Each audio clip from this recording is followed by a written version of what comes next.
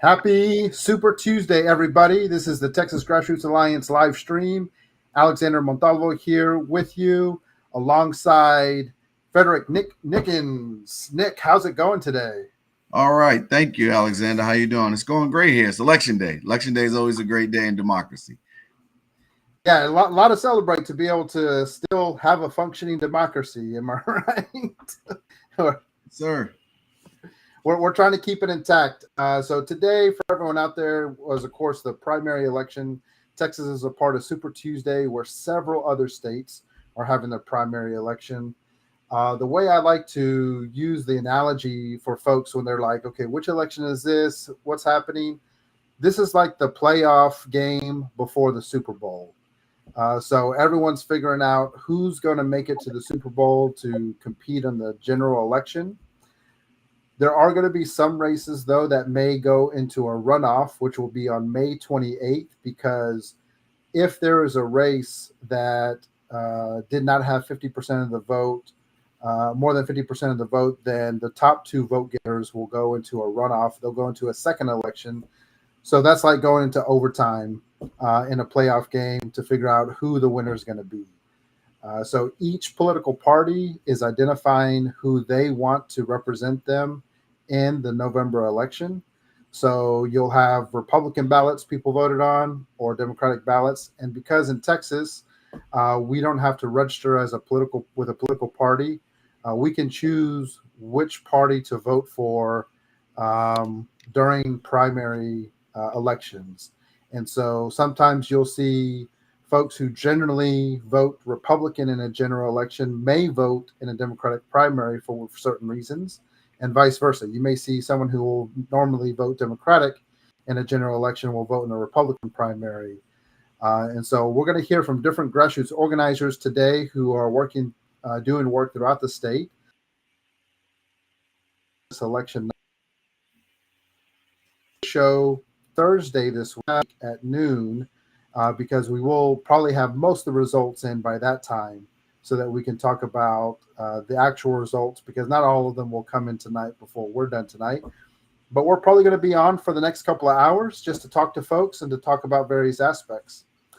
So, Nick, tell us what part of the state you're located, what type of grassroots organizing work you do, so folks can get familiar with that. How you doing? Thank you. So I'm in Collin County, just north of Dallas. We're the sixth largest county in the state. We have about roughly about 700 or a little bit over 700,000 registered voters here. So we're a growing community. We're one of the fastest growing communities in the country. So we're growing, and like you said, we're in baby steps at times. We're transforming because we're getting so many new people in every day. It's a chore to keep up with who's coming in and what their ideals are and what they're looking for in a political landscape. So this is who we are, and that's what we do. So what do? So I focus a lot on getting the African American vote out. That's what I do. I work with the NAACP. I work with various other groups. I work with the Texas Coalition of Black Democrats, where I serve as a board member. So I think getting the Black vote out, because Texas is the state with the most amount of African Americans in any other state in the United States. So I think that is critical, that we get that portion of the vote out and exercise their free and fair right to a democracy. Absolutely. And that's one thing that we talk a lot about the Texas Grassroots Alliance is that, with the 2020 census, we saw 95% of the growth in Texas in diverse communities and from people of color.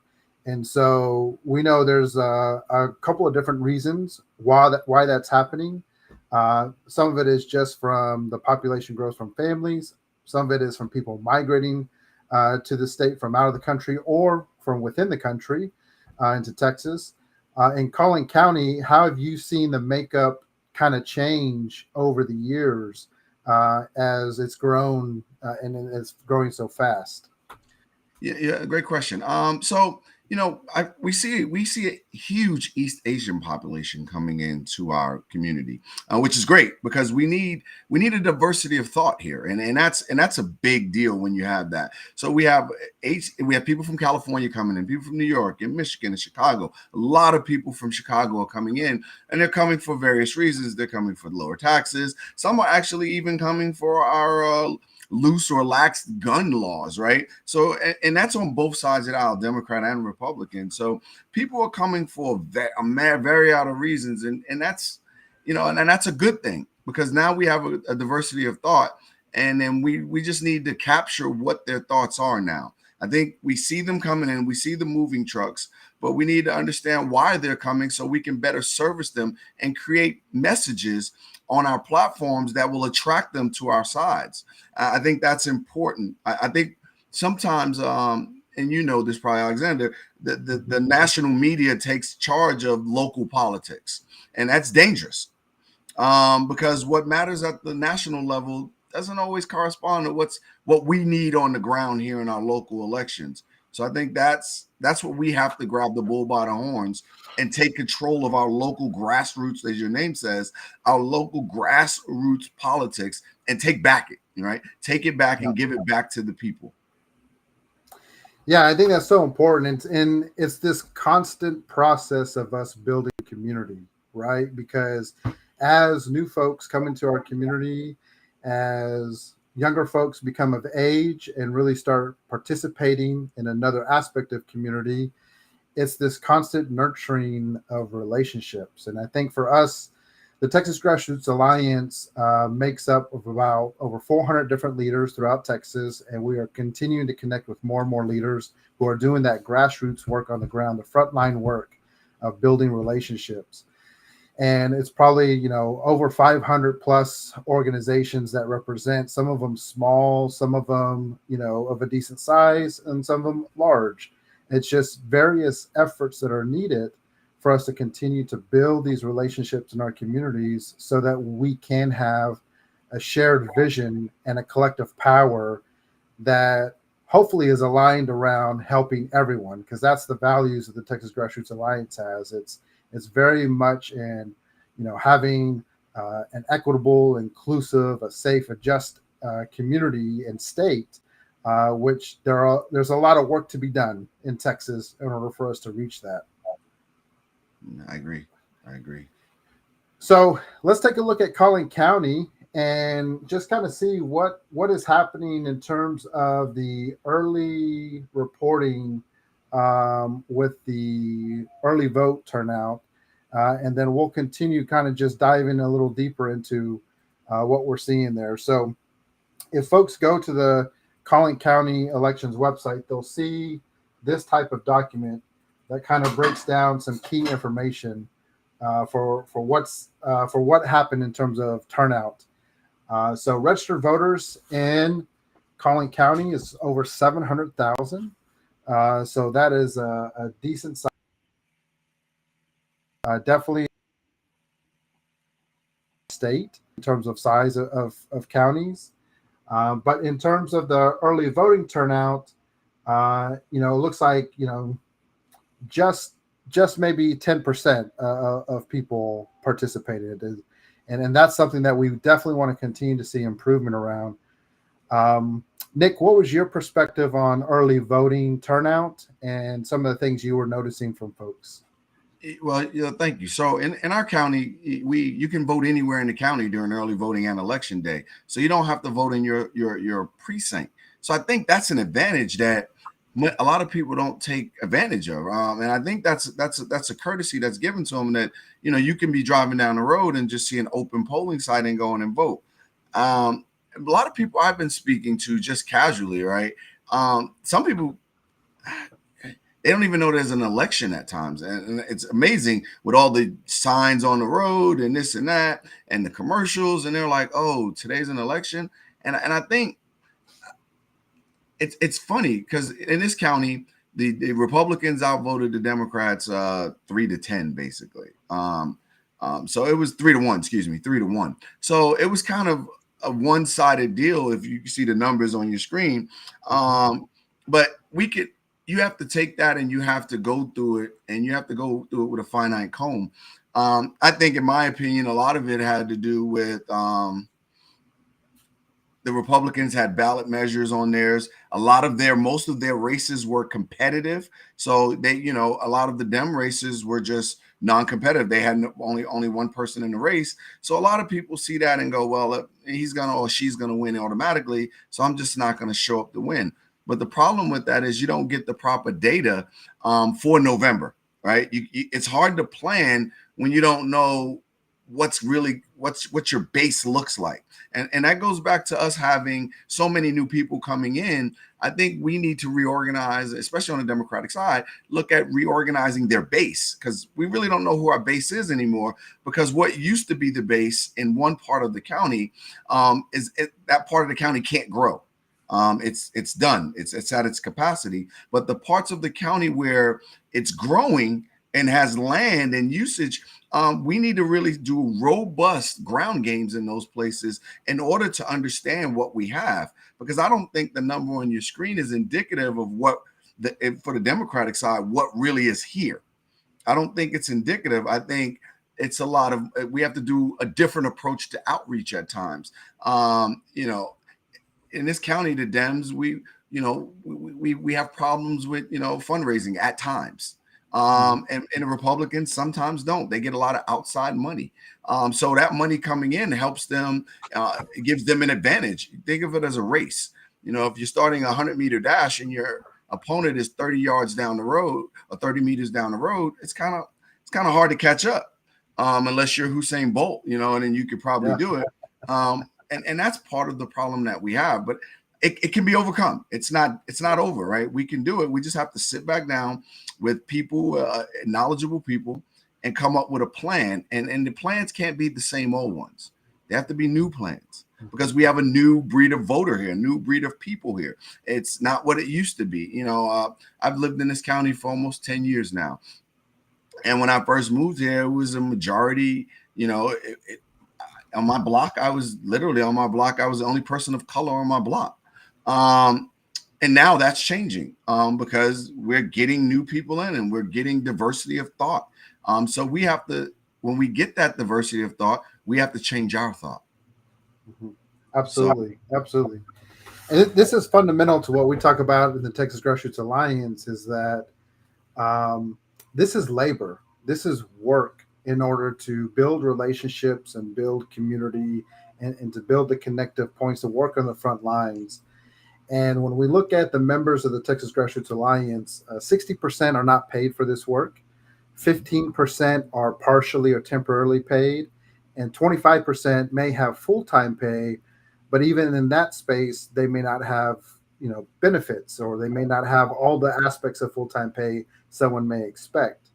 And so there is a complete underinvestment when it comes to this critical workforce that is needed. And for grassroots organizers, I mean, Nick, you shared some of the roles that you have in the community. Yes, it is going to be tied to electoral organizing at times when elections come, but it also has to do with advocacy and activism. It also has to do with maybe even mutual aid, because you don't have time for an election to solve certain problems in the community, to where you're going to work together to try to solve those things as much as you can to bring people together. And so when you're looking at that diverse landscape of work that grassroots organizers focus on and are navigating, and, sometimes we're trying to elect someone and sometimes we're trying to hold someone accountable. So we're not always going to be just from let's say a political party perspective prioritization, but it's really a community prioritization that we're focused on. And to everything you said, it takes investment, it takes resources, it takes time, it takes having the right amount of be able to help together and to have connected issue within the community. So let me go ahead and jump back to some of these numbers. So Nick, from your perspective, when you're looking at these early voting results so far, what are some of the key races from a Collin County perspective that are things you're looking out for, whether on the Republican or the Democratic side? Well, thank you. So I'll start with so let's start on the Republican side. I mean, I've been looking at this HD 61, House District 61, where in early voting the incumbent Frederick Frazier's down. I think that's a shock. In some ways, it might be tied to a lot of his legal issues that he's had. It might be tied to his kind of on the voucher issue. He he doesn't like vouchers, but when it came time to vote on the floor, he abstained from voting. So I think some of that, um, I think it's hurting him now. I think not having a clear stance and sticking with it and following up is hurting him. I think another race is the State Board of Education, where the incumbent Pam Little is just up by maybe over 1,500 votes right now in a field of four people. So that one is looking like, oh, and she's the vice chair of the State Board of Education. So that's a clear message that the Republican voters are sending, that they may not be happy with some of the policies that she's not pushing on their behalf. I think that one is shocking, because I thought she would clearly be running away with it and running to the end zone with that one. But other than that, the rest of them have been really on the on the Republican side have been pretty, pretty open and no shockers. On the Democratic side, we have the the CD 32, Colin Allred's old seat, and in the early numbers, we thought it was going to be closer right now, but Julie Johnson is she's taken off. She's really taken off in this early voting, and we'll see if Dr. Williams can close the gap up on election day. But traditionally, in this county, I'll say traditionally because things change, Dems normally vote early. So this may be a sign that it may not even make it to a runoff. She may get the 50%. Who knows?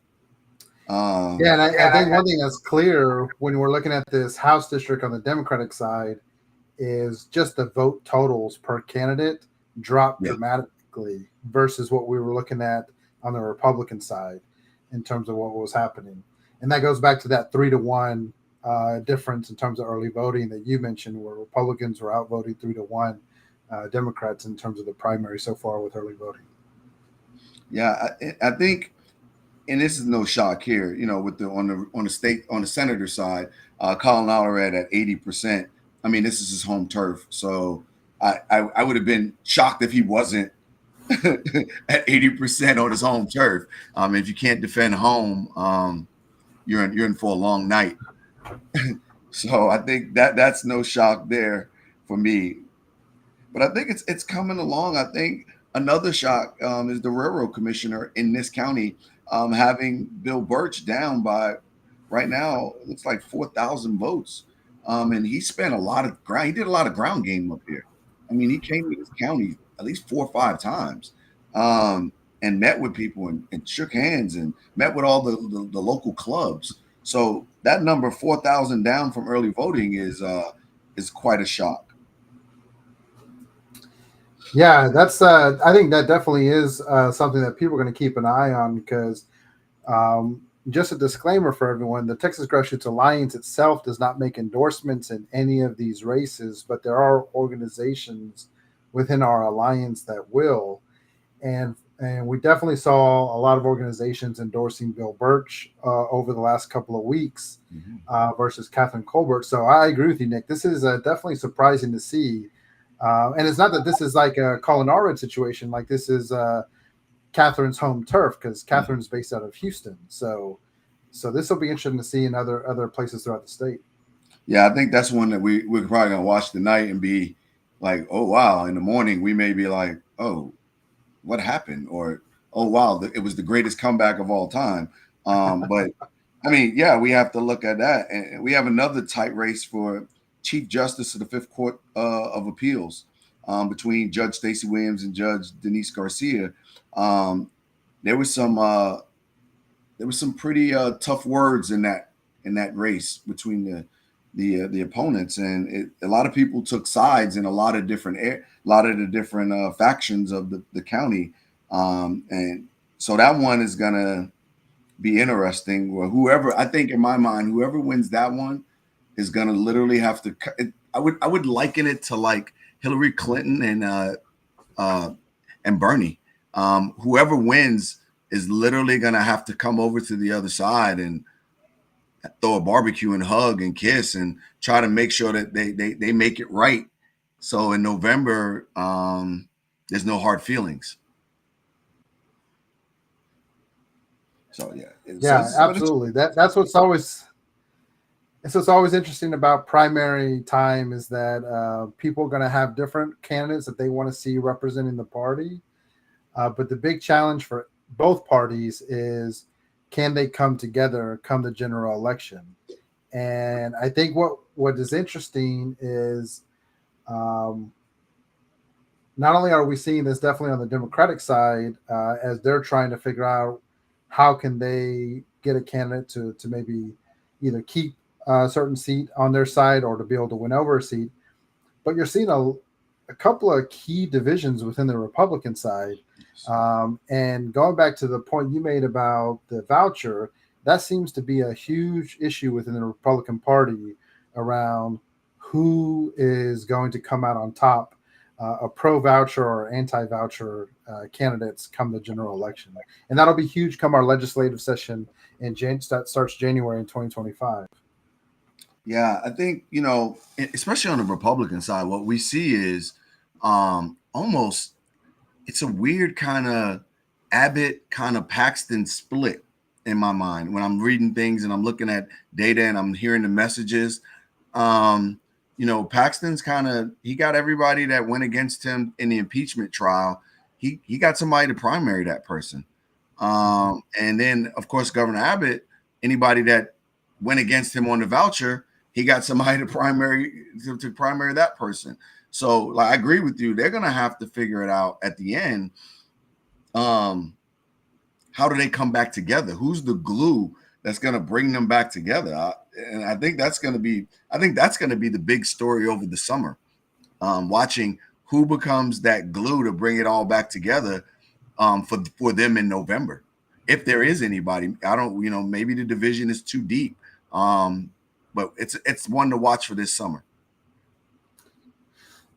Yeah, and just to kind of show, because Collin County is also kind of Paxton's home turf, and so his slate of endorsements, it'll be interesting to see how much pull he has. And so in District 33, we're looking at the endorsement he has is Katrina Pearson, and with early voting, Katrina has a slight edge over Justin Holland and a little bit more over Dennis London, but it's a 3-person race, so anything can go when it comes to that. And there's some wiggle room there. In District 61, it looks like he's endorsing Chuck Branch or Carissa Richardson. Mm-hmm. And Carissa has the most votes right now with 38%. But once again, a 3-person race that we'll see what ends up happening in terms of the impact with the election day totals. Yeah, I think that's going to be and like I said, that's the one that's the big shock, because Frederick Frazier is the 1-term incumbent. So he's a former Dallas police officer, 1-term incumbent, endorsed by Donald Trump, endorsed by all the fraternal orders of police and fire. To see him in such a tight race he may be a little nervous now. I don't know, but he may be sitting in his camp in his house a little nervous right now. Yeah, I think a lot of nervous households and nervous election day parties are probably happening on both sides right now. And I think the other big endorsement he had in this area was Senate District 30, where he's endorsing Carrie DeMoore. And we see that right now with early voting, Carrie has one of the lower voting totals with 22% with 22% of the votes. So we'll see how that turns out. So yeah, interesting things happening in Collin County, and we'll see what the results end up looking like for the final election results. With election day, Nick, what were some of the things? Did you feel like that same feeling from early voting turnout was still happening today? Just, people still weren't aware an election was happening. What was your overall view on enthusiasm?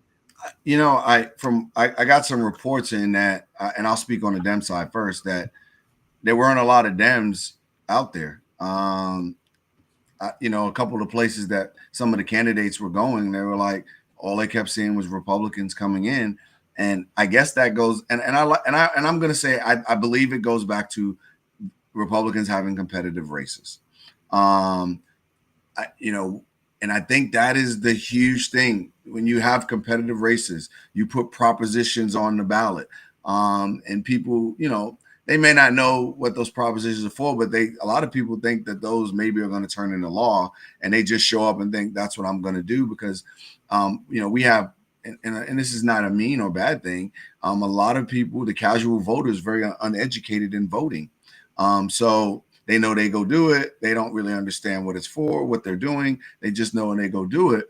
So I think that's it. And we have to educate the voters.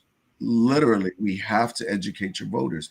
And I want to circle back to something you said earlier that I wanted to kind of reach on when we talked about the ground game and candidates and those type of things. And I'm going to speak for the African American community right now because I speak to a lot of people that look like me. And what they're tired of is both sides. Candidates only showing up around election time. Like you said, it's that relationship.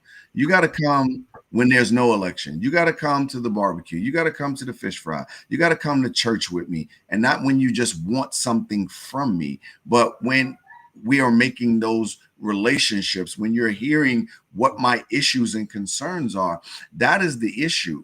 When we talk about why do people not vote, well, if you show up only once a year or once every 2 years to say hi, I don't know you. And people vote on feeling, I believe. I really believe people vote on feeling. And if I'm not feeling you, I'm not going to vote for you. And I think that's for every candidate. And if you're thinking about running, you should be out in the community now, making friends now and those alliances now, because doing it once you file, it's too late. Right. Because now it doesn't look genuine. It looks fake. It doesn't look real. And people want real. People need real now. And I think that's another issue. We have to really start to go out and meet people, especially new people in your community. You have to knock on doors. You have to literally, don't send me a mailer. A mailer is impersonal. I get it. Come knock on my door and say hi. Let's have a conversation. Let me offer you a bottle of water or something, and we'll have a conversation about what I need, what my issues and concerns are, and I think that's what we have to get back to. I think we've let technology kind of hurt us in a way with making things personal. I think that, and I get it. There's advantages to, you cast a wider net. I get that. And there's nothing wrong with that. But I think we need to go back to the days where we sit down and we talk to people and we look them in the eye. And this way I know if you're really feeling me or not, or if it's real. And that's the issue we're having here. No, I think that's 100% spot on, Nick. And I think that's it also comes to like who we're recruiting to serve and who to run on the ballot, right?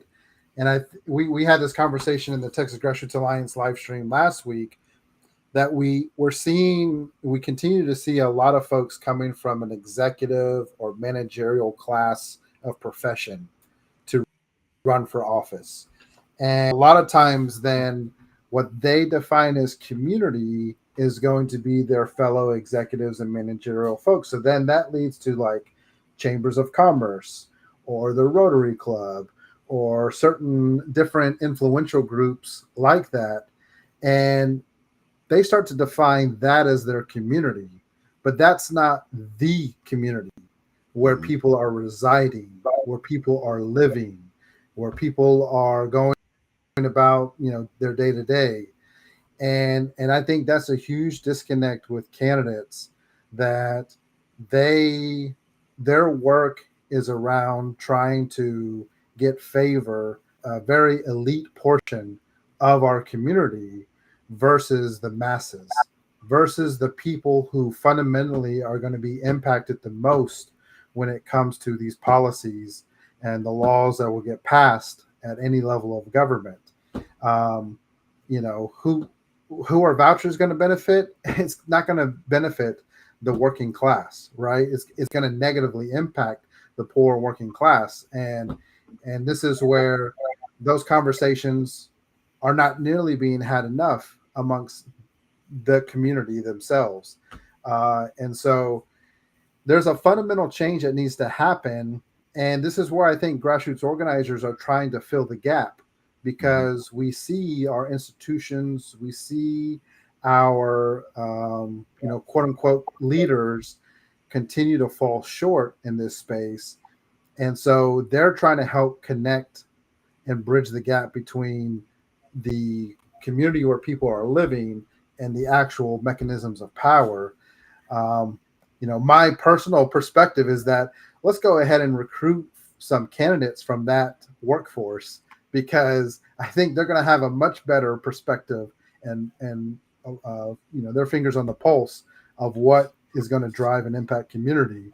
But that's work that I think a lot of folks within the Texas Grassroots Alliance are trying to solve and trying to work towards, because there's a fundamental flaw in what we're seeing when only 10% of our counties, and I'm in Tarrant County, and I think we had less than 9% in early voting turnout. And then local elections, that's about the level we see with local elections, with municipal elections. And so there's something fundamentally flawed in how we're approaching this that is not connecting with the vast majority of people who are living in our communities. Yeah, you brought up a great point when we talked about who we're getting to run. I was talking to a candidate who's running for Congressional District 32, and I asked him. I said, "Well, this is your first time running," and you and I were talking kind of about this off the air. Why are you running for? This is your first time running. You're running for a U.S. representative seat, and he said, "I can't afford to run for a Texas House seat because it doesn't pay enough, and I can't be away from my job enough in those odd number years in order to serve." And I think that's a barrier that we need to kind of look at if we want to get those people in the grassroots, the ground people, the everyday folk to get out and run for the people with the finger on the pulse, as you said. If we want those people, we got to help them. They can't afford to go be gone every odd number year from January to May. I mean, and make only $7,200. It's not even realistic. To get an everyday working person would be wonderful. People would get behind that person. But that's why they all run for U.S. Senate and House of Representatives, and they go for the big gusto, because when the job they're leaving is their everyday job that they need to survive. And I think that's a big issue that we need to kind of look at. And I get it. That's economics and financials, and I get that. But if you want true change, you're gonna have to do something. Because if not, you're going to have the same old, and there's no change going to come. No, that's spot on. And this goes back to the heart of why we need to compensate grassroots organizers. Because you can't go from free work to more free work and more responsibility, right? You got to have a base of resources and support that can help you transition to hopefully be able to continue to have other types of sustained resources and support to be able to transition to that space. And so, yeah, this is something that we fundamentally need to fix in Texas. And our communities are big. I mean, you're looking at Collin County that has over 700,000 registered voters. I'm in Tarrant County. It has over 1.2 million. I mean, these are larger than some states in the country, right? and if we were the cities and the counties, we would be the largest populous areas in the entire state in some parts of the country. And so this is where the scale of the investment and the work we need in Texas. We continue. There's not enough folks that are calibrating it correctly, in terms of the amount of investment and support. And there's a lot of money that goes to candidates. There's millions of dollars that have already been spent in this primary. And one of the things we try to position for folks is to know, like, 10% of those resources, if you put them in the hands of grassroots organizers, it would fundamentally change things that are happening in Texas. Because when you're looking at tens of millions of dollars, if not hundreds of millions of dollars, 10% going to grassroots organizing would make a huge difference. So I'm going to use that as a chance to plug. If folks want to donate to the Texas Grassroots Alliance to help us continue to get resources to grassroots organizers, you can scan that QR code. You can help support the efforts that we're doing in Texas to help develop and build grassroots organizers and the leadership in various communities and that connective tissue of what's going on. Nick, I'm going to transition to Tarrant County. Okay. You want to go through Tarrant County with me to see what's going on there? Yeah, let's hang out. All right, let's see. We're going to take a look at Tarrant County early voting numbers and see what's going on. I think one of the big things that people may be interested in is seeing, since the Fort Worth mayor, Matty Parker, endorsed Nikki Haley, I think just the other day, which is pretty late in the game. I mean, it's not going to make a huge impact making that late of an endorsement. We'll see what happens come election day. But in terms of early voting numbers, Nikki Haley got 23, almost 24%, which is kind of in the realm of what we're seeing in all these other states, in all of these other major communities versus Donald Trump. So it doesn't look like Nikki is producing a real challenge to Donald Trump right now. And so the other big thing that we're seeing is on the Republican side, Representative for District 12, Kay Granger. I don't know why I couldn't remember her name. Maybe that might be some personal reasons I couldn't remember her name. But Representative Kay Granger retired, and so former House Rep from District 97, Craig Goldman, is one of the key folks who are trying to win that seat. And we can see right now with early voting, he's gotten over 50% of the vote, 54% of the vote. And so, there's a good chance that he will be the Republican nominee come November. And so that'll be interesting to see, to have completely, new candidates for that race to see what kind of impact happens there. I'm going to go ahead and go to the Democratic side to kind of see. We'll come back to a couple of the races on the Republican side to see if there's any of those Paxton endorsements there. But let's see. All right. So for Democratic side, I think the big thing people are going to be looking for is United States Senator. Once again, I think the question on a lot of people's mind is, will there be a runoff between Colin Allred and Roland Gutierrez?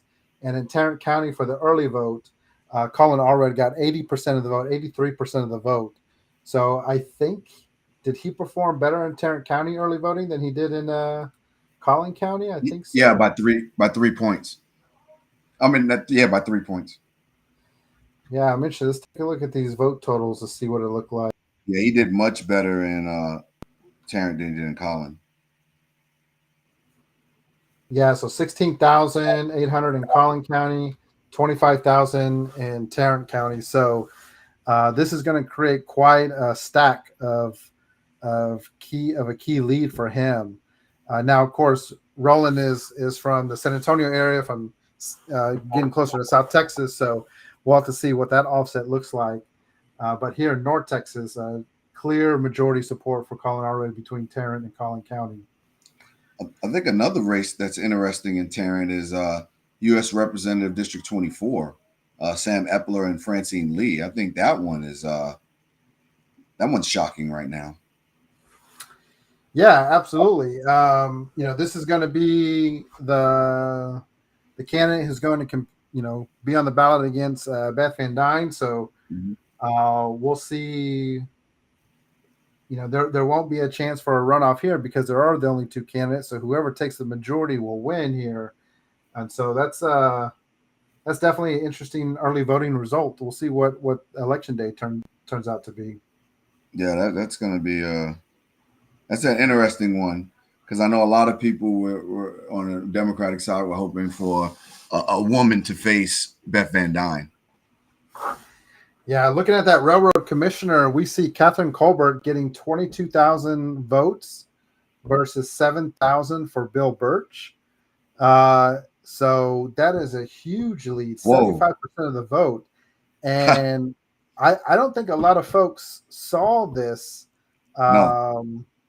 kind of lead for Catherine. Maybe competitive, potentially, right? Because they're both not the most known. But yeah, this is a clear majority for Catherine versus Bill Birch in terms of Tarrant County, and we saw in Collin County also there being a lead. All right, so Nick, I'm going to bring on another organizer with us as we're navigating Tarrant County. Okay. Neil Aquino, who is definitely doing great work over in Harris County with the Houston Democracy Project and John Cornyn protest. Neil, welcome to the live stream. How's it going? It's going pretty well. Hello. Good to see everyone. We have Nick joining us from Collin County by way of Sabrina Robertson. So we know Sabrina is very active in the Texas Grassroots Alliance. Yes. Brought in Nick from Collin County, and we've been having some great conversations breaking down Collin County and now Tarrant County results. Hello, Nick. How are you? All right, sir. How are you doing? Thank you for all the great work you're doing down there in Harris County. All is well, and I've been, as Alex knows, and hello, Texas Grassroots Alliance live stream viewers. I was at another meeting, and I have rushed home to be here, and I am digesting some of the votes. And in Harris County, there's still just the early vote posting, and frequently there is a 90-minute gap or a substantial gap between when they post the early votes to the next round of votes. But there are definitely some things that can be divined from it. One being that our district attorney, Kim Ogg, is out. Hold on. We're not going to go there, Neil. Yeah, we're not going to go to Harris County yet. We're not going to go there yet, though. Yeah, hold the press on that. We want to hold the press. Forget you ever heard it, folks. Stay in suspense. It's like saying who shot JR before the episode. I'm sorry. I'm dating myself.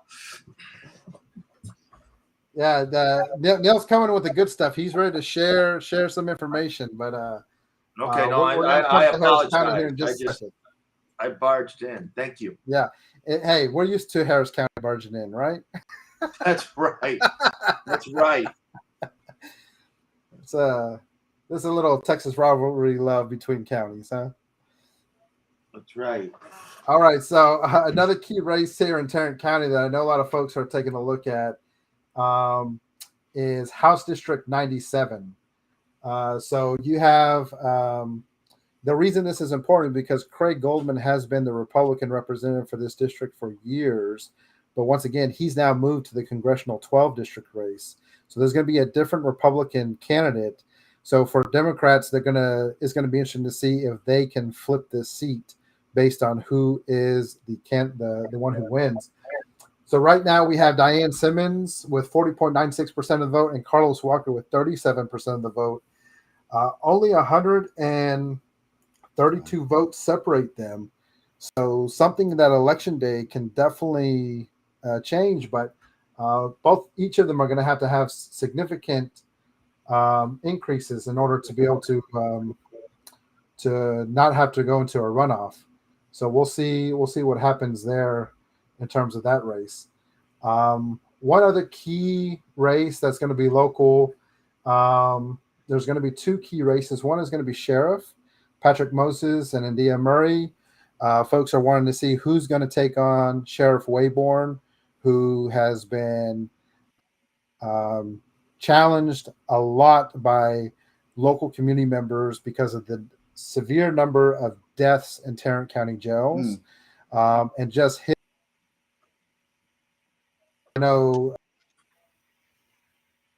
challenge, potentially unseat him. So whoever wins this race, I think there's going to be varying levels of enthusiasm from various communities. And then the last one I think is going to be really interesting is County Commissioner Precinct 1, where this is where the retired Chief Brooks is leaving the county commissioner's seat.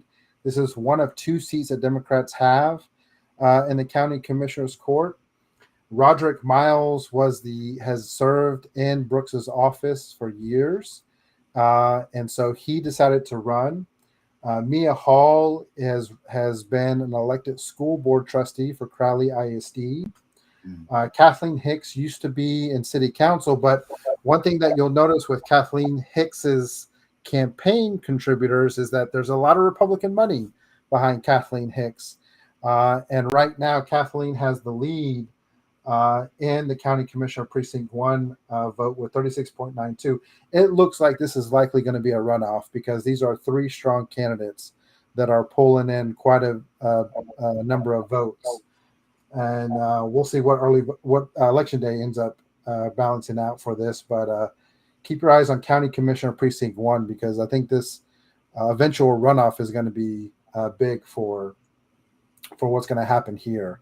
And with having a majority Republican county commissioners court who have done things like denied state funding to Girls Inc. from Tarrant County, stopped paying for free rides through TexRail to elections, to election day voting for residents, and continuing to be more and more aggressive on their election integrity, which I'm going to put in quotes, integrity task force.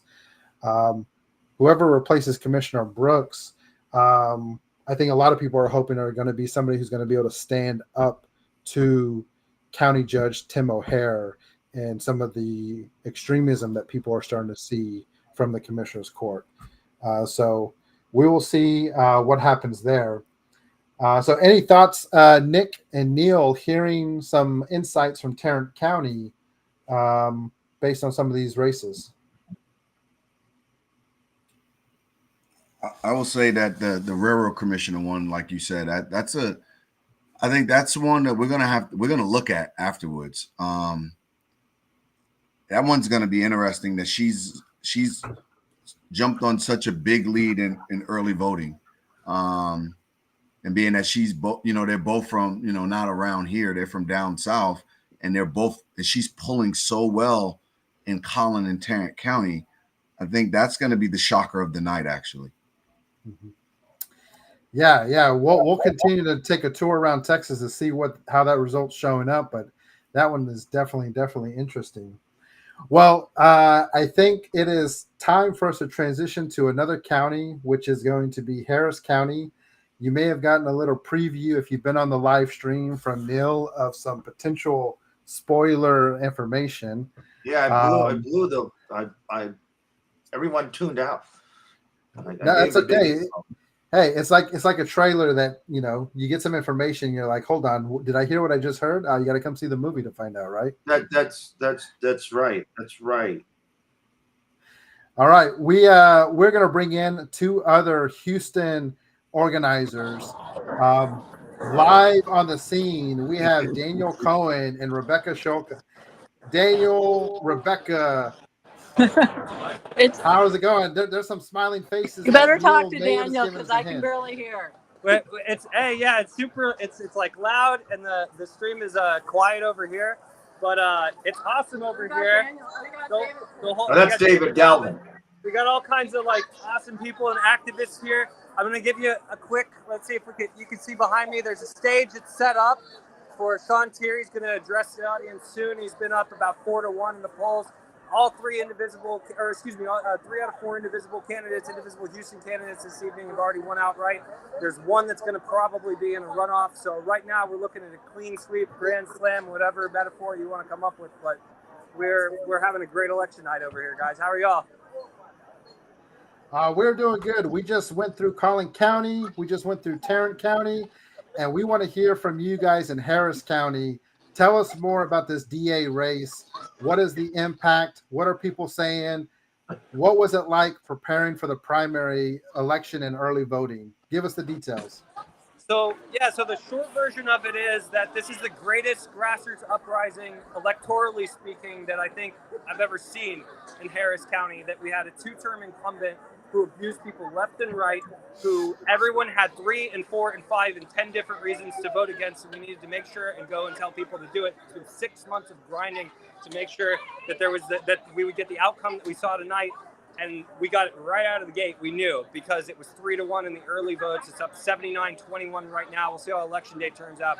And they've kicked the press out of her party. It was a private party to start with, and now they kicked the press out. Yep. So we don't get to see the sad faces of Kim Ogg's folks, but that's okay, because we see the happy faces of everybody over here, and that's awesome. And it's amazing. I mean, it's a great feeling. It's great. It was volunteer led, this whole thing. We're going to make sure to tell people exactly what was done. It was precinct chairs, it was indivisibles, it was independent activists, it was people who have been at this for a long time telling the truth. Whether it was electorally on the ground knocking doors, or if it was media, or if it was people just straight up telling the truth, like Neil and the Houston Democracy Project. The point is that this is a major movement, and that we show that if we assert our power, that we can get outcomes like this. I think that this is historic. So I just. And it's just the beginning. It's just the beginning. It's up and down the ballot. We're going to have runoffs later on, but I think there's a real tangible positive impact of all this. So, Neil, Nick, any questions for Daniel and Rebecca with this amazing, to quote Daniel, the greatest grassroots organizing uprising in Harris County? Anything y'all want to ask for Daniel and Rebecca? Did you have a question there, Nick? Yeah, I did. So this is to Dan and Rebecca. So do you think there's a great correlation between your great victories tonight? And did it actually, did you notice anything when the mayoral race happened that this could happen tonight? So I think what's so interesting about the mayoral race is people have been saying for months, oh no, Whitmire won, the Republicans are surging in Harris County. But if I may steal your language for a second, Neil, off-year, special interest funded, low turnout election, nonpartisan is different than an electoral year where you have a primary year with Cruz, Trump on the ballot, not to mention. So really, I think that people, the advantage that we have as activists is imagination, right? And when people lack an imagination, they just look at the most recent news story. And if you look at the most recent major news cycle, it's going to be the mayoral race. But we said, no, we refuse to accept that kind of reality.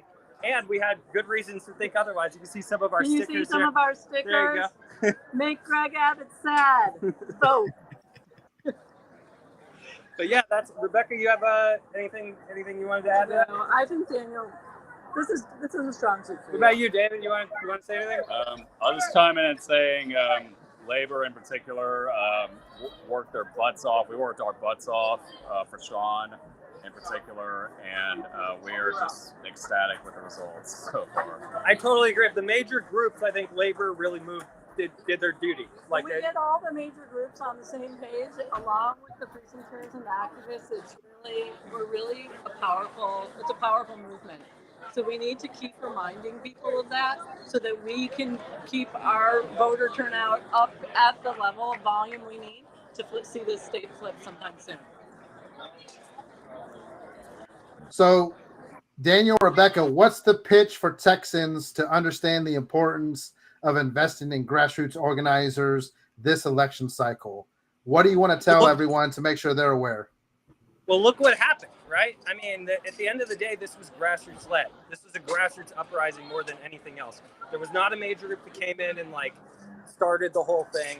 For 6 months, I mean, really, to me, the momentum of this entire race changed with the precinct chairs, and specifically team moment where we won a major battle within all of it was November 14th at a CEC. In fact, the speakers that were there on November 14th, some of them are here tonight. Mia Hernandez, Dr. Hassan Gokul.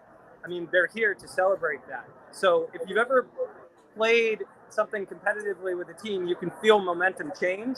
That was when the momentum change was in November. And since then, it's all gone in one direction. What was considered to be it's competitive, it's tight, is now the most unifying primary ever because it's 4-1. I mean, the Democratic Party is now And unified simply on this. that story that when the precinct chairs rose up and showed what their opinion was is divisive. That's just not the story. That the story is unifying. That when we get to talk about the things that are important to us, then we want to be more involved. It's a real what you give is what you get, and when you're out there saying what you think and it's working out, and you gain power from it, it's a snowball effect. There's also, I'll add one other thing. People who have data know some things. People who are on the ground and have skin in the game know things. But if you don't have either, we don't even want to hear the opinion. That's what the academics were, until other than the hobby pollsters who got it right, as it turns out. But the folks who were like, this could really divide, this could hurt our chances for November. No idea what the fuck they're talking about. No idea. They were sitting at home thinking about it. They were not at the CEC. They were not at the press conference. They were not at the doors. They're just thinking about it. They get paid to give opinions, not to be right.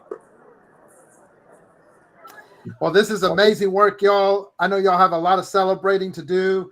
Any final thoughts or questions, Nick and Neil? Join us. I have a lot of questions, but man, I'll hold them. I just want to know who was the glue that brought you out of the wilderness? Because you said you were unified at the CEC and those. Who do you like? Or what? You're looking at him. He's right here on the call with you. He's gonna blush and all that. But I'm gonna turn this color. Yeah, but we've been talking about taking Timog down for years, and we just never quite got the recipe in order, and he did it. He got the press on there. He got people making the calls. He got a lot of people involved. And then he asked people like Jane Lesnick and myself and some other people, Darla Jones, who know how to get people out there in the doors, who have the ability to cut lists and tell people which doors to go to. He got us on board. And Coach Cam, Ian Hernandez, he's all over the place. There must be 6 of him. I'm happy to be a team captain. We have a great movement, but over time, that's okay. I'm happy to be a team captain. I'll take a victory lap on those grounds, Nick. I'm happy to say that. So. And it's really a good feeling to have something to be part of and a team to work for, because it really has been an exhausting period without a direction. And as for the post-redistricting landscape, figuring out what to focus on and how to get people involved has been tough. And right now, local politics, it feels really very pressing to be able to fight for better things on the local level. Well, congratulations, Daniel and Rebecca. This is huge. Having grassroots power to win a county-wide race in a primary is going to have amazing ripple effects. We're excited to see what happens in Harris County. We're excited to help others learn throughout the state what y'all are doing, and go celebrate. Have a good time tonight. Y'all definitely have earned it. Thank you, Alex. Thanks for giving us a statewide platform to connect with and be part of, and so that we can all learn together. It's really, just thanks a lot for being part of this, all of you. And always supporting grassroots funding and organizing and everything that you're doing, man. And you too, absolutely. I know there's someone else on the call, but I can't see who they That's are. Nick. Thank you. Thank you, brothers. Yeah, solidarity to you guys. All right. Thanks, y'all. Thanks for tuning in. Thanks. Talk to you soon. Well, now that is some enthusiasm to have on election night in a primary. If that's not a jolt in the arm, I don't know what is. Let's take a couple of moments just to reflect on that. What are y'all's thoughts? What's the feelings? What comes to mind? So it's a really good win, and it was grassroots. The OG people wanted to, whether they believed it or not, I don't know, but they couldn't accept. I think it dents their sense of themselves to accept that it isn't $1 zillion from out of town, or it isn't some sort of plot or whatnot. They couldn't, cruddy people imagine that everyone else is as cruddy as them.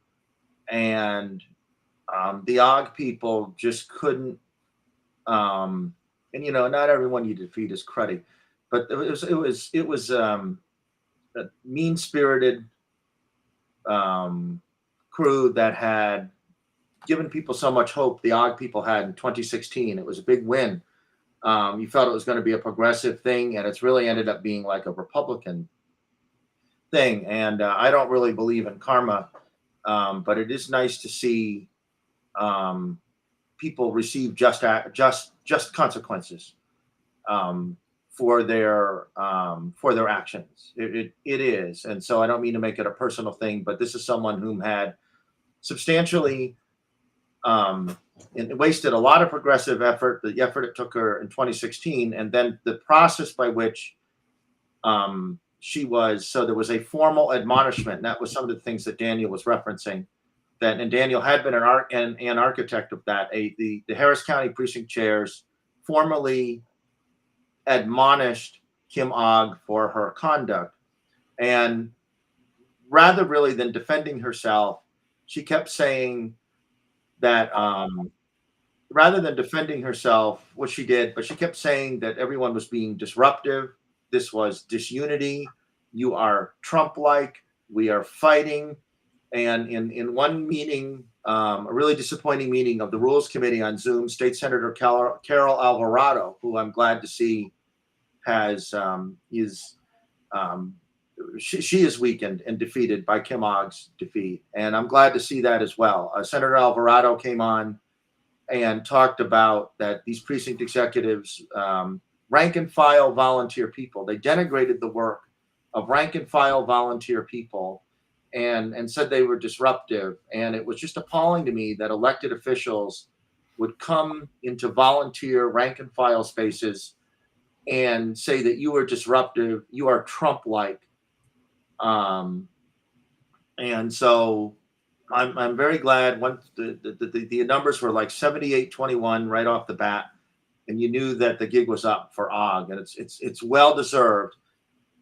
And I hope that it is a spur to greater grassroots participation. And I hope it's a spur for elected officials to understand that there are standards, that there's conduct they need to observe, that there are obligations that they have, and they're not all powerful. And so I think that's part of the significance, a great aspect of the win today. Absolutely. Nick, any other thoughts or reflections?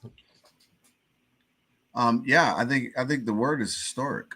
I think Dan and Rebecca have it right. The bottom up, grassroots, right? Like your name says. I think too long here in the state of Texas, we've gone top down. We've taken the national view of everything, and we went top down. When we showing that bottom up works better in order to get people elected and things done. We can't expect the top to bring the bottom up. The bottom has to raise up and then make the top stronger. So I think this is historic tonight. Yeah, and it's hard not to be enthusiastic from the just energy you can feel that Daniel and Rebecca were sharing. And that's what we want in all of our communities in our counties. But I think what Daniel talked about, serving as team captain, right? He definitely is not wanting to take all the credit, because that is his nature. That is who he is. That's signs, in my opinion, of a great leader. But he definitely acknowledges his role as team captain to have all of those key relationships coming together to talk to each other so that folks can work towards a shared goal. And I think that's what's so key, is that it's almost like in a lot of our communities and a lot of our counties, we've got some timidness around people stepping up to be team captains. And I think for grassroots organizers, we need to be able to see the absolute importance of us doing that, not as a way of a kind of a saviorism leadership that we see from candidates that are modeled by campaigns, but this servant-based leadership of saying, we're going to work together. I'm going to be here to back you up. I'm going to be here to support you. We're going to do this together, and focusing on building that energy and enthusiasm that can be had because we have the numbers.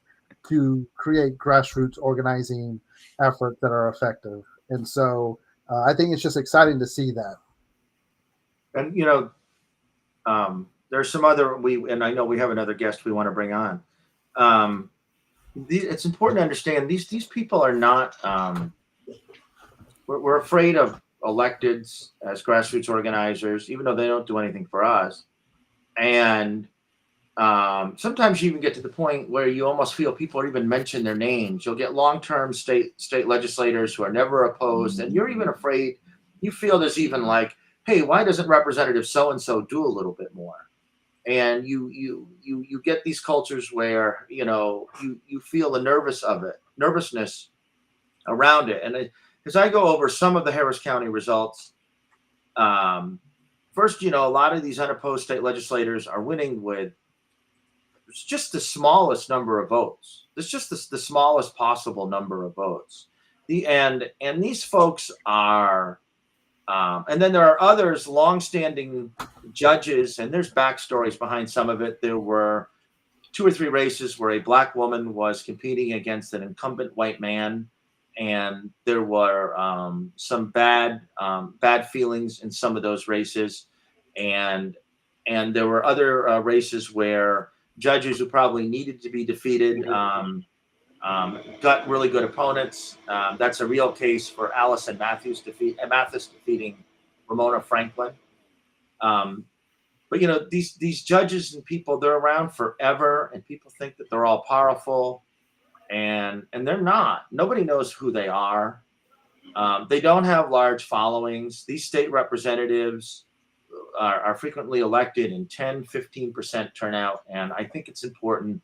One of the things about defeating OG, and if you just look down the Harris County results, if you have some familiarity with it, you're like, we don't have to be afraid of these people. These people can be defeated. And as we are, 9 or 10 months away from, potential authoritarian outcomes, migrant roundups, we have to really demand a lot of our electeds. And we have to not be afraid of demanding a lot of our electeds. And I think that today's results in Harris County shows, and frankly, Shantir defeated. I like Shantir over Kim Ogg, but so now the demands are on Shantir. You need to run an active campaign. You need to draw turnout, because in the bottom line, politicians come and go, but our problems remain. So I'm glad to see some of these outcomes. Yeah, absolutely. And just for folks, this is the headline we're talking about. Kim Ogg getting only 21.62% of the vote, and Shantir getting 78.38% in early voting. This is an impact of getting that turnout early to be able to know, what is happening here. Neil, is there another race or two you would like to highlight in Harris County that you think is hugely consequential, either on the Republican primary side or the Democratic primary side? So I'm not totally versed on the Republican side because frankly, just because it's depressing, and they're just such horrible people. And I was just waiting for a roundup of it. I'll get the drift of it after. Just my mental well-being doesn't allow me to fully go into that.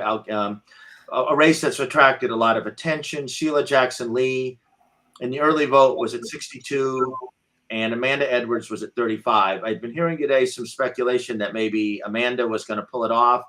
I don't live in that district. I thought it'd be a little closer. We'll see what the election day results bring. I felt that Miss Edwards wasn't, because she kept saying, we just need generational change. We just need generational change. And she wasn't bringing up issues. So I don't know that she offered a rationale to defeat Congresswoman Jackson Lee. And then Senate District 15, this is the seat that's been vacated by John Whitmire, who's now our mayor. And it looks like, so one person who is going to be in the runoff is State Representative Jarvis Johnson, because he's at 39%. He's in. And likely the second person is Molly Cook. She's at 20%. And Todd Litton, who has run for office before, is at 16. That's a big, so we'll resolve that. That's a big lead for Jarvis. And now we'll have to see what the final numbers. Molly on election day last year, when she ran against 2 years ago, when she ran against John Whitmire, Molly actually beat Whitmire on election day. So my guess is that she's has younger voters and that she'll just gain. And I just want to Megan Hassan to the Court of Appeals is a good return. Oh, and then so race that's gotten a lot of attention. Sean Theory, who got in league with anti-trans, anti-gay, pro-book banning people, is at 49%.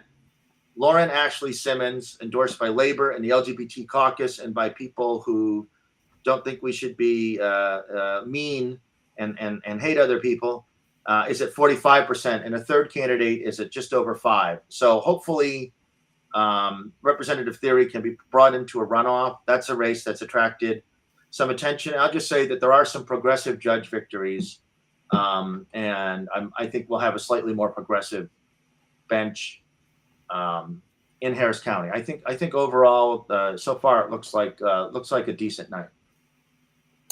Yeah, apologies for our viewers if you're getting a little whiplash as I'm navigating to find some of these races in Harris County.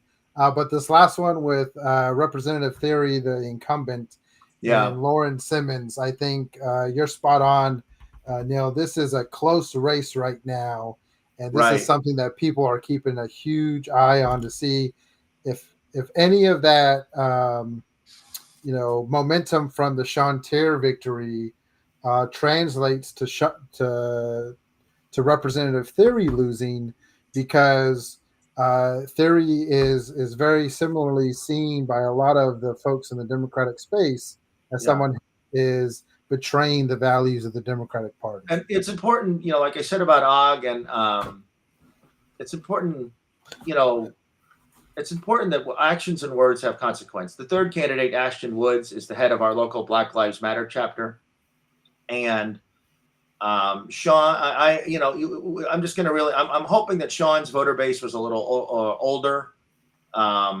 and that maybe Lauren looks, maybe she had a better election day. So I'm hopeful that that'll go into a runoff, and that'll be a high stakes fight. Representative Theory won the endorsement of Houston Black Area Democrats, even though the group's committee had recommended Lauren Ashley Simmons, but she was able to rustle up the rank and file membership that day, a few Sundays ago, to get the endorsement. They sent out a lot of mailers for their endorsed candidates.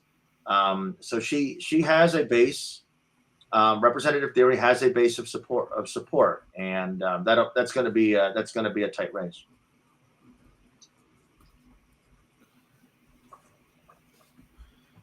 All right. We are going to transition to another guest who's going to join us. We have Sabrina Robertson join us as a part of the Texas Grassroots Alliance. Let me bring Sabrina on. Let's see. Sabrina, can you hear us? Yes, Alice. Can you guys hear me okay? Yes, we can hear you. Just a heads up, we don't see your video. It's okay if you're not in a spot to be able to share video, but we just want to let you know. So introduce Sabrina yourself to our audience. We're getting quite a few folks watching us. Let them know what part of Texas you are from and what kind of grassroots organizing work you do. Well, my name is Sabrina Robertson, and I am located in Texarkana, Texas, in the county of Bowie, which is on the border of Arkansas, Louisiana, and Oklahoma. So I am far East Texas, which is East Texas, very rural. And I am the founder of a nonprofit organization called Power, which is providing opportunities with education and resources. And what we do, we educate individuals about how finances and politics go hand in hand and how it directly affects us in our everyday lives. So we try to bring awareness and education about voter literacy, civic engagement, and how politics necessarily works. So in our county, in years past, we were a more democratic or progressive county. but we have receded in a lot of different efforts to where we are seeing a lot of pushback on a lot of progressive values. And that's what we've kind of seen in the last few election cycles. So we're trying to motivate people to get more involved so we can see some turnouts like we have seen tonight in Harris County So, by people on the ground. So Sabrina, you had talked. You're a great organizer, and you're so often on the Texas Grassroots Alliance calls. You had talked about a lot of folks voting in the. I'm hoping this is for you. A lot of folks voting in the Republican Party primary just to have relevance, right? Because all the action was over there. Correct. So in the last 3 cycles, we have not had a lot of Democratic primary candidates to run at the local level, the county level. We have one commissioner that is still holding a Democratic position when in 2010, the entire county was blue. And from what I've been learning, the rule of thumb was if you did not run as a Democrat, you could not run or win in our county. Sure. But once President Obama got elected, the entire county flipped and we only have one commissioner left. And that particular precinct that he's over is heavily blue. So he don't even have a competitor even on the Republican side. So the last 2 cycles for him, he's filed and didn't have a primary opponent nor a general opponent. So he's held his seat for the last 4 years with not even a competitor. So our constituents are looking to have a voice in their sheriff, their constable, the justice of the peace. Sure. So they're thinking that they're able to vote in the general election Democratic and vote Republican in the primary, not realizing they are pledging their allegiance during the primary election. And that record is for the entire year. So it's a lot of misunderstanding on what you can do during a primary election. Sabrina, do you ever talk to folks? I've talked to other folks in rural areas or smaller city areas like Texarkana. And sometimes I've heard that Democrats are afraid to file, that they're physically afraid. Have you ever talked to folks who just have an apprehension about filing for their own safety? There has been some conversation, but not necessarily for their own safety. Yeah. But they do fear that their employer, there will be repercussions that way because a lot of them hold offices and a lot of employers are conservative. So they do not want to be known or have their voting record pull up to say they voted in a Democratic primary. But a lot of times those individuals don't even vote at all. So it's not even a point of them filing. It's just that they don't even do it at all. So there is no record one way or another. Because they know in the general election, everyone get the same ballot and that they cast it all in the same box. So you don't know who voted for who. And then last question. I'm sorry. No, I was just going to say that on the other side, like this particular primary election, a lot of our educators was interested in voting for our House representative who is from our county. So he's like a hometown, I don't want to say hero, but he's a hometown person. So they wanted to have a voice in that race because they felt that he was being attacked for standing up against the voucher and against Greg Abbott. So we have a lot of people that are voting in the Republican primary for those issues or another, or they're not even voting at all. So we had an extremely low turnout in reference to the Democratic primary in our county, in addition to overall. So last question, and thank you for organizing in that environment. And one of the great things about the Texas Grassroots Alliance is that it really involves folks from all over in suburban, rural, small cities And it has been really, I have learned things talking to just the things that I take for granted, just aren't so, for a lot of people. And then, so the state line, the state line goes through Texarkana, right? One half is Texas and the other half is Arkansas. And is the Arkansas side, is it mirrored the same pattern? Was it Democrat 10 or 15 years ago and flipped? Do you interact with the folks across the line? I do interact with folks across the line. It was kind of a hit and miss. So you had, like, for instance, on the local level, you had a lot of Democratic candidates, but on the state level, it was more conservative. We had a lot of our local, like city council, mayor, they have wards on their side, so their ward person, those were more Democratic individuals, even though those are nonpartisan races. Right. And then when you start going up countywide and statewide, it was more conservative. Sure. Well, I sure do appreciate the perspective, and again, thank you for sticking with it. Oh, absolutely, In absolutely. that environment. I know you do it naturally, but still, thank you.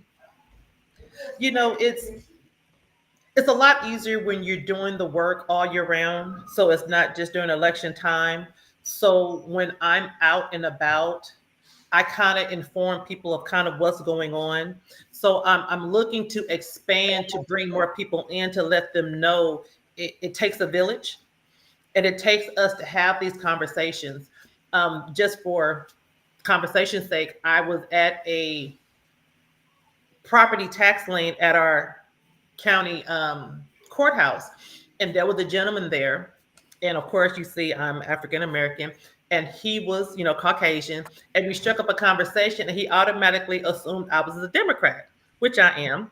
Sure. But so we was talking, and we bonded in reference to talking about how the property taxes are affecting real estate investors. So when you start having conversations with people and you remove Democrat or Republican off the table, we relate to each other a lot more than people really realize. But people want to put these labels on things, and then that's where the division comes from. But if you just have a conversation with people, you would be surprised of how they truly feel. And that's beginning to show, at least in our county, in some regards of how people are voting. So we want to let people know, you know, it's bigger than just Democratic or Republican. We have to start looking at what's directly affecting us and our livelihoods and our families for the generations to come. So that's the work that we're trying to do, that we're going to be continually doing here in Bowie County, and then try to get it all the way throughout the state of Texas. It's amazing work you're doing, Sabrina. Nick, I want to hand it off to you to see if there's anything you'd like to jump in on this conversation. Yeah, thanks. So, Sabrina, you know, we serve on the Texas Coalition of Black Democrats together as state board members. So I know Sabrina well, and we speak almost every other day, it seems like. I would say this, and I agree with everything Sabrina says because we think alike on these matters. We still have to figure out a way to work in those environments where it's hostile, right? We just can't concede that that's just the way it is. And, you know, we got to figure out a way to work in that and prosper in that environment. And I think it was said, and I think everyone has said the same thing along the way. It's all started at the bottom up. And we have to change that mindset of those in power of the top down is not the way to go. It's the bottom up. And until we do the bottom up, we're not going to get any traction. We're not going to change.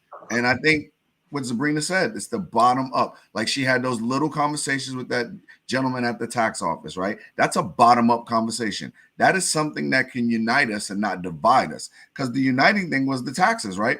I don't care if you're red, blue, green, black, tall, short, fat, skinny. Taxes are taxes. And you're normally not happy behind them, right? But we choose those divisive arguments to divide us, because that's what the national media does. And I wish we would turn off the national media some days and just watch our local news, because our local news and our local newspaper is where the rubber meets the road. That's what affects me every day. But when we turn on the national news, they tell us, oh my God, the house is on fire. And we believe that, but the house is not on fire in your neighborhood in that issue. Now, your neighborhood may be on fire, but it's a totally separate issue that's being ignored, and your needs are not being met. And that's the problem. The little guy's needs are not being met. And I'm gonna say this on the way out. Texas will not change until we get our rural counties involved and we bring them in properly. You know, we want to believe that Dallas and Houston and San Antonio and El Paso and Austin are the kingpins, but I'm gonna tell you, no one wins a statewide race without the rural counties. Thank you. No, And absolutely. that's a big goal of the Texas Grassroots Alliance, Mm-hmm. is that geographical balance. I'm sorry, Alex. No, just a second that, Neil. We're talking to organizers in McLennan County and Waco, in Guadalupe County, right? We have organizers down in Hidalgo County that are going to Starr County to engage with communities.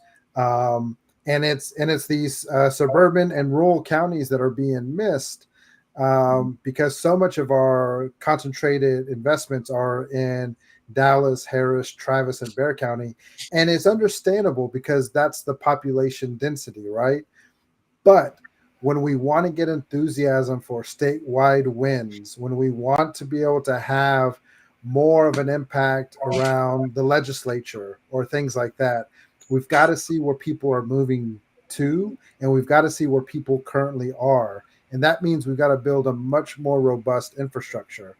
And I think, all of the conversations folks have heard today around the importance of grassroots organizing, investing in grassroots organizing, is the key. And it doesn't matter if you're in Texarkana, where Sabrina's at, or where we heard Daniel and Rebecca were at in Houston and Harris County. Grassroots organizers are the ones who are building those relationships on the ground. And we've got to make sure that we are keeping those intact so that we can build this collective power. And I think, Nick, what you're talking about, the media, this is exactly why Grassroots Alliance around a multitude of media assets for progressive grassroots organizing, is because we need to be communicating the story ourselves. We need to be sure that we are sharing the information ourselves, because unfortunately no one else is.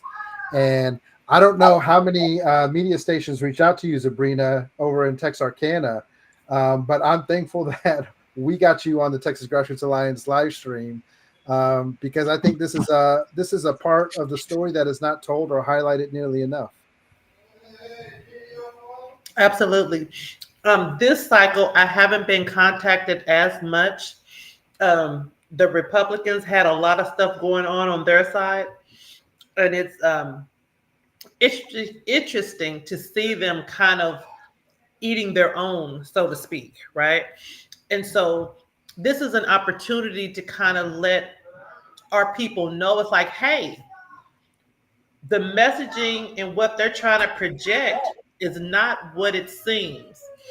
And we should be highlighting these things and bring light to how they will go against their own if you don't go along to get along, right? And just how we saw in Harris County with the DA, when you stand up for what is right, you will always win. But we got to come together. And that's why it's so important for rural areas to be included in this fight, because true enough, we may not have the numbers like a Dallas County or a Harris County, but we have enough to tip the scale. Just like when Beto was running in 2018, and even when he was running in 2022, he did come to rural areas, but there wasn't enough investments in these rural areas that could have really put him over the top. And if I'm not mistaken, he needed, or he was down like maybe 1.3 points or something like that. And in our area in East Texas, we had those numbers. Yeah. But we was overlooked because we wasn't a big metropolitan area. But if you gave attention to these small areas, like what Nick was saying, to give that foundation, because you can't build nothing on a weak foundation. So we have to have that strong foundation from the bottom for us to build up. And hopefully some of these candidates will start realizing that. I'll also say this: what we do well at the Texas Coalition of Black Democrats, what we do well, we have two sides, right? We have the activism side and we have the political side, and they feed off of each other. And I think that's important, especially when you're talking to and about communities of color, especially African Americans. We're one of these. We're civil, right? We've always had the civil rights leaders, right? The preacher that has talked to us, and when we believe in activism because that is what we've always had, and our activism kind of transcends into our politics. If you go back to Martin Luther King and how he got the Civil Rights Act of '64, the Voting Rights '65, and the Fair Housing of '68, that wasn't done political first. That was civil activism first and then political second. And then I will tell you that is why we're kind of lucky to have Dr. Candace Matthews in a way. And, we're very lucky to have her and her activism, right? Because her activism, her voice makes people go, hey, and she wakes up the dead, right? She gives voice to the voiceless. And what that does is then it allows people like Sabrina and I, who are more on the political side of life, to activate and do the things that we do. And that collaboration is only going to make us stronger through her activism, because that's where it starts in the Black community, in activism and the civil activism. And then the politics we get into after later. And I think that may be a way. And if you look at the Hispanic community too, you look at, Dolores Huertas, and, you look at those and Cesar Chavez, right? It started with not politics. It started with activism and rolled into politics. That's what made their movement stronger. And I think we've gone away from that because we've put all the power in the politics and we forgot where we came from. And I think if we all remember where we came from, we will get those lessons to where we need to go. So we've got some viewers. This is Texas Grassroots Alliance live stream, and this is a series of programs that have been going on for about 4 weeks. Alex and I have sort of served as co-hosts of the shows, but that doesn't always have to be that way. We are looking to have an expansive, diverse in every sense, network of grassroots activists and organizers and just rank and file folks to host these shows, guest appear on these shows, contribute content to these shows. Some of them are longer, some of them are shorter, some of them we go over articles of content generated by TGA members. Others we pick a topic and sort of just talk it out for 20, 25 minutes in a rapid fire fashion. We're open to hearing in the chat a format you'd like to see, that you'd like to appear, that you'd like to host. And what we want to do is have the ability to have our own channels of communication, channels that today we saw a lot of the social media networks go down on Super Tuesday, coincidence or not. We want to have our own ability to communicate. We want to have our own ability to influence things, and we want to have an ability to showcase our talents and use our abilities for our own good and for the good of others. So this is Texas Grassroots Alliance live stream, and we encourage you to share word of it with others. And we're not ending now, but we're going to be back on Thursday, tentatively at noon, to discuss more of the primary. And we're going to be on consistently going forth. Yeah, absolutely. Well, we've had so many great thoughts and perspectives from folks across the state. Collin County, Tarrant County, Harris County, Bowie County today. I know we have other organizers for Thursday. They're going to talk about McLennan County, Fort Bend County, potentially Hidalgo County and others. And we want to continue to provide this perspective for folks across Texas of what grassroots organizers are seeing and what they know in terms of the work that they're doing, because they are on the front lines. And I think Daniel highlighted that the academics like to sit in their chairs at home and talk and muse over what they think is accurate based on their perspectives. But grassroots organizers are in the trenches. They're working the front lines directly with folks and have an insight that is not often elevated. And that's what we're going to be doing. Yeah. So I wanted to share one final thing to kind of wrap us up. This isn't official election results quite yet, but just with some of the early voting that's come through, I want to share the Texas website of election results that they have so far, have some final comments, and then we'll close out this live stream as we look at the entire state. So for the Democratic side, I think we have shared multiple times that the U.S. Senate race is key. Right now, we're seeing Colin Allred with almost 300,000 votes with 62%. And Roland Gutierrez is second place with 77,000 votes with 16.32%. So that's a big hill to climb for the other reporting for there to be a chance of a runoff, which I know a lot of folks are hoping for within that space. But I think at the end of the day, whoever ends up being the nominee against Ted Cruz, there's going to be collaboration and support and enthusiasm to try to unseat Ted Cruz from a Democratic perspective.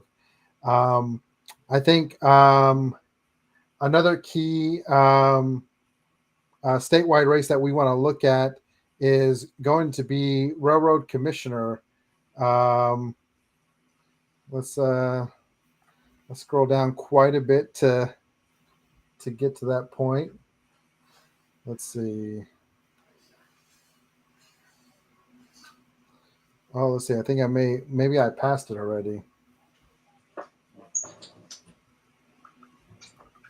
Let me scroll back up.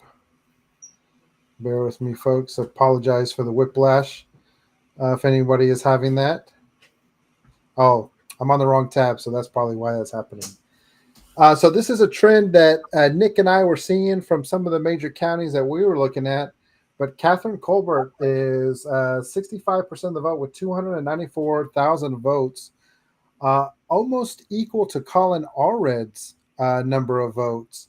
And Bill Birch, who has been endorsed by quite a bit of Democratic and progressive folks with 153,000. I think this may be the surprise for a lot of folks around the results of this race. So we'll see, what the final results end up showing when it comes to this work. Any final thoughts on seeing these two statewide races and some of the deep dive we did on some of the county wide races for folks? Anything else that y'all want to comment on before we close out this live stream?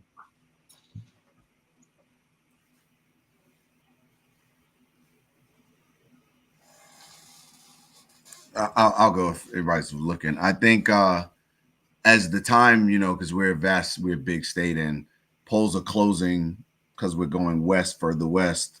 I think the U.S. Senate race, the gap will close a little bit, I think, as we move further west in the time zones and as the polling closes. And my final thought is, the thing I'll say is March 23rd, show up at your county convention. If we're going to start from the bottom up and start real change, it starts from within your own house. Please go to your county convention March 23rd. Find out where it is. Thanks, Nick. So what I would say, please, is, we remain, these results are important and they help define things. A lot of my activism, HoustonDemocracyProject.com and the John Cornyn Houston office protest. Don't be afraid to promote your own stuff. Is focused on electoral politics, but it's also focused on the need to physically show up. for the problems and issues ahead. So we're getting our slate of candidates in Harris County. I think there were some progressive victories, and we remain 7-8 months short of an authoritarian threat. It's migrant roundups, and so I like to keep the ball, keep my eye focused on that. And so now what I'll be doing, and what I encourage others to do, is for the winners. So the winners in contested races, the unopposed judges, those who don't have Republican opponents, the legislators in safe seats, the Democrats who are unopposed or who are clearly going to win, demand that they generate turnout, demand that they support the full slate.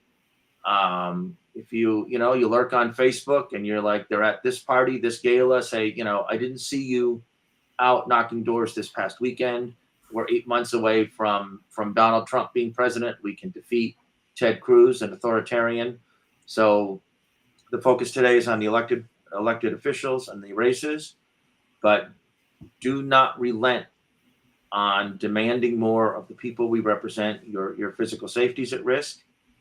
It's more evident every day. And in the end, elected officials are not reliable allies. We need to be reliable to ourselves, to each other. So that would be my message.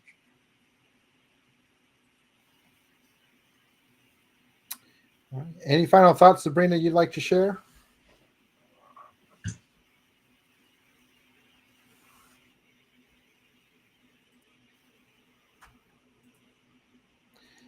All right. We may have lost Sabrina. Want to thank everyone for joining us for this extended live stream, as we kind of wanted to have some early reflections and feedback, and just looking at early voting numbers and results, as well as some potential election day results coming in.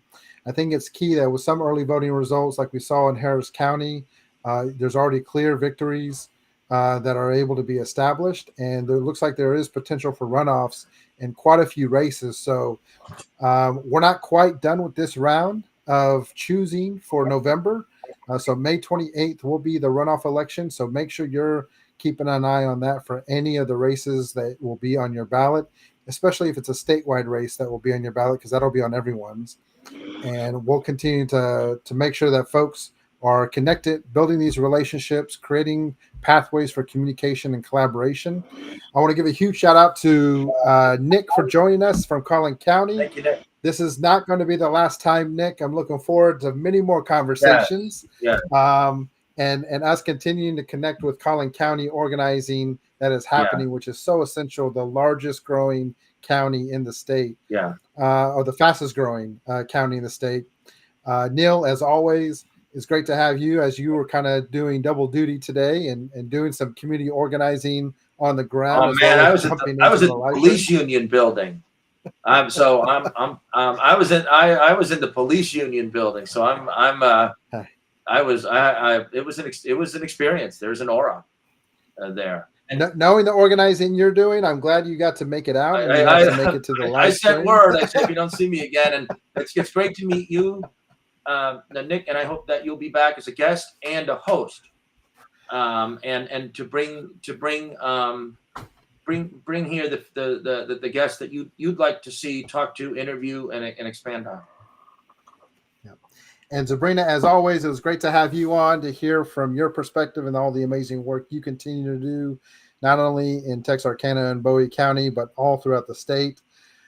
So thanks so much, everyone, for joining us. Keep communicating in the comments. If you watch this after the live broadcast is over, we'll stay engaged. If there's any perspectives you would like to share regarding early voting, election day, enthusiasm, and then the results as they come in, keep letting us know in the comments. Our next show is going to be Thursday. We'll be live around 12 o'clock. We're going to have another slate of guests talking about the results, and we're excited to continue this conversation. Thanks, everyone. Thank you. Thank you.